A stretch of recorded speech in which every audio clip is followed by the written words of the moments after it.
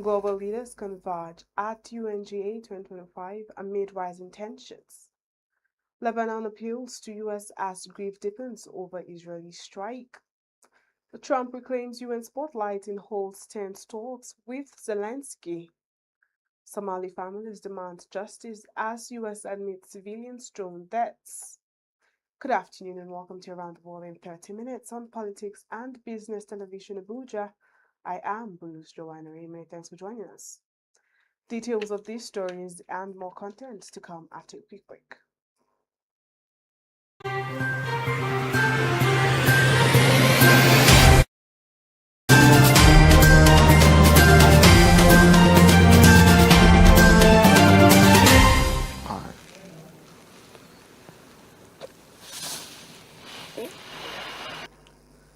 World leaders have gathered in New York City for the 2025 United Nations General Assembly, with US President Donald Trump, Turkish President Recep Tayyip Erdogan, and Qatari Emir Sheikh Tamim bin Hamad Al Thani among the key figures set to address the global body.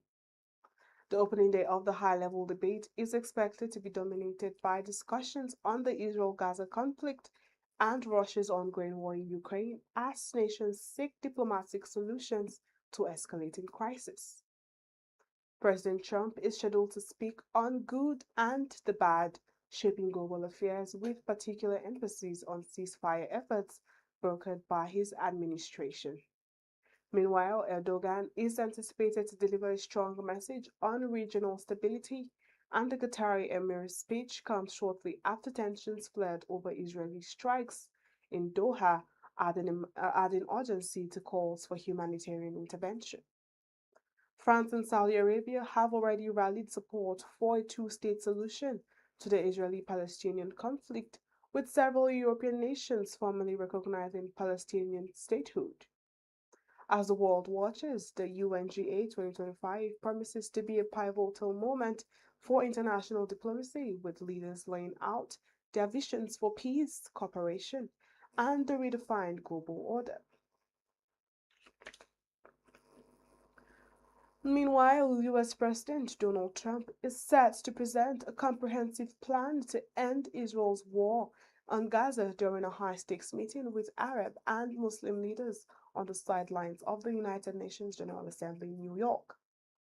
The proposal outlines a phased Israeli military withdrawal, deployment of peacekeeping forces from regional nations, and a post-war governance structure that excludes Hamas. Leaders from Saudi Arabia, Qatar, and the UAE, Egypt, Jordan, Turkey, Indonesia, and Pakistan are expected to attend the closed-door session. The plan also seeks financial commitments from participating nations to support Gaza's reconstruction and transitional governance, potentially involving the Palestinian Authority, despite Israeli objections. Indonesian President Prabowo Subianto has already placed peacekeeping troops, while Hamas has reportedly sent Trump a letter proposing a 60-day ceasefire in exchange for the release of hostages. As global pressure mounts and more countries recognize Palestinian statehood, Trump's initiative could mark a turning point in efforts to end the nearly two-year conflict that has claimed over 65,000 Palestinian lives. In the meantime, Lebanon is intensifying its call for U.S. support following a deadly Israeli drone strike that killed 5 civilians, including 3 children, in the southern town of Bain Jebeli. Toddlers were laid to rest in a somber funeral that drew national outrage. Lebanese President Joseph Aoun met with U.S. Secretary of State Marco Rubio, urging Washington to pressure Israel to honor the ceasefire agreement brokered in November 2024. President Aoun also requested military aid and backing for a reconstruction conference while condemning Israel's continued occupation of Lebanese territory and its near-daily violations of the truce. The Israeli military acknowledged civilian casualties but claimed the strike targeted a Hezbollah operative a justification Lebanon says lacks evidence. As tensions mount, ON is expected to address the UN General Assembly, calling for a just, comprehensive, and lasting peace across the Middle East. On a different front, US President Donald Trump made a dramatic return to the United Nations General Assembly podium, where he delivered a fiery speech denouncing globalist institutions and reaffirming his nationalist America First agenda. The address marked Trump's first appearance at the UN since retaking office and came amid rising global tensions over Russia's war in Ukraine and NATO airspace violations. Following his speech, Trump met privately with Ukrainian President Volodymyr Zelensky in a closely watched session. Zelensky pressed for tougher sanctions on Russia and stronger US support, citing a UN report detailing widespread torture and sexual violence by Russian forces in occupied Ukrainian territories. However, Trump, who previously claimed he could end the war in a single day, appeared reluctant to pressure Moscow, insisting that only he could mediate a resolution.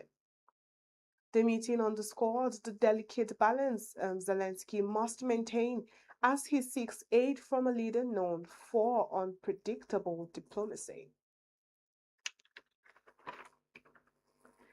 Back to Africa, families of Somali civilians killed in U.S. drone strikes are demanding reparations after the Pentagon formally acknowledged responsibility for a 2018 attack that claimed the lives of 22-year-old Lul Dahir Mohammed and her 4-year-old daughter Mariam. The pair were traveling in a pickup truck near El Bur, where U.S. drone fired twice, first hitting the vehicle, then striking again as Lul tried to flee with her child. The Africa Command initially denied civilian casualties, but later admitted the deaths following pressure from rights groups. Despite the admission, AFRICOM has refused to offer condolence payments, calling them not feasible in a letter sent by legal advocacy group Humanis. Liu's surviving family, including her now 13-year-old son, say the lack of compensation and direct communication amounts to a second betrayal. Rights organizations and Somali civil society leaders are now calling on Washington to fulfill its moral obligations and provide reparations to victims of its decades-long air campaign. In other news, nearly 100 buffaloes have died in a tragic stampede along Namibia's Chobe River after a pride of lions chased the herd from neighboring Botswana into the Zambezi region. The incident occurred around dawn when the panicked animals stumbled from a steep cliff into the river, resulting in mass drowning and trampling.